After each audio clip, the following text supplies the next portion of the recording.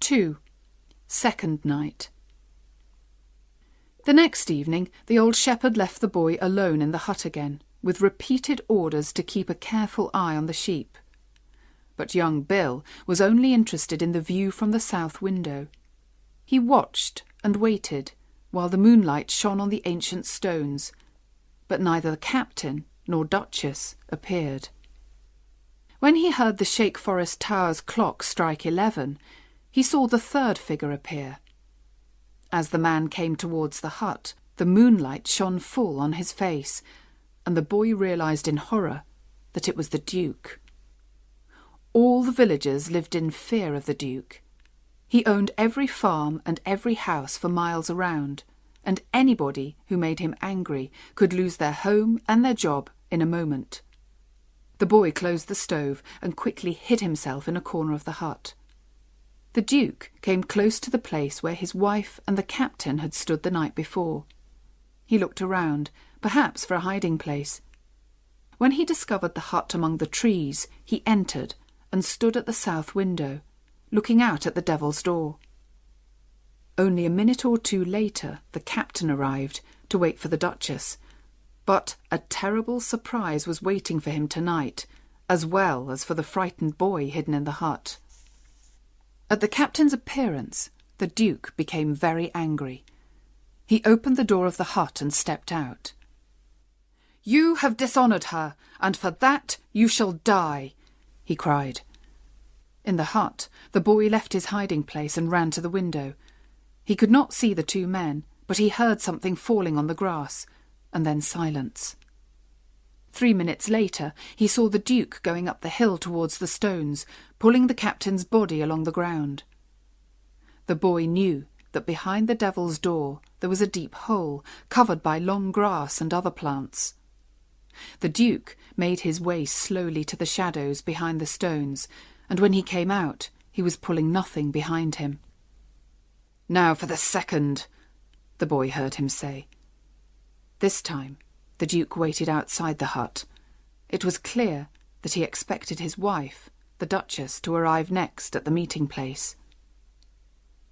Inside the hut, young Bill shook with fear. "What will he do if she comes?" he thought. "Will he kill her too? He looks angry enough, and he can do what he likes. He's the Duke. Nobody can stop him." The jealous watcher waited for some time, but she never came. Sometimes he looked at his watch in surprise. He seemed almost disappointed that she did not appear. At 11:30, he turned away to find his horse and rode slowly down the hill. The young boy thought of what lay in the hole behind the stones and was too frightened to stay alone in the hut. He preferred to be with someone who was alive, even the Duke, than with someone who was dead. So he ran after the horseman. He followed the Duke all the way down into the valley, feeling more comfortable when the lonely hills were left behind him.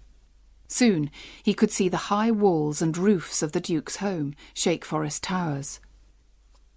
When the Duke got close to the great house, a small door in a side wall opened and a woman came out. She ran into the moonlight to meet the Duke. "Ah, my dear, is it you?" she said. "I heard your horse's step on the road and knew it must be you." "Happy to see me, are you?" "How can you ask that?" "Well, it is a lovely night for meetings." "Yes, it is a lovely night." The Duke got down from his horse and stood by her side. "Why were you listening for me at this time of night?" he asked. "There is a strange story which I must tell you at once. But why did you come a night sooner than you said? I am sorry, I really am," shaking her head playfully, "because I had ordered a special dinner for your arrival tomorrow, and now it won't be a surprise at all." The Duke did not look at his wife. "What is this strange story that you wish to tell me?" he asked quietly. "It is this. You know my cousin Fred Ogborn? We used to play together when we were children, and he loved me, I think. I told you about it, you know." "You have never told me of it before." "Oh, then it was your sister. Yes, I told her about it. Well, I haven't seen him for many years, and of course I'd forgotten all about his feeling for me, so I was surprised to receive a letter from him yesterday. I can remember what he wrote. "My dear cousin Harriet," the letter said, "if my life and future mean anything to you at all, I beg you to do what I ask. Meet me at 11 o'clock tonight by the ancient stones on Marlbury Downs. I cannot say more, except to beg you to come. I will explain everything when I see you. Come alone. You have all my happiness in your hands. Yours, Fred." That was his letter.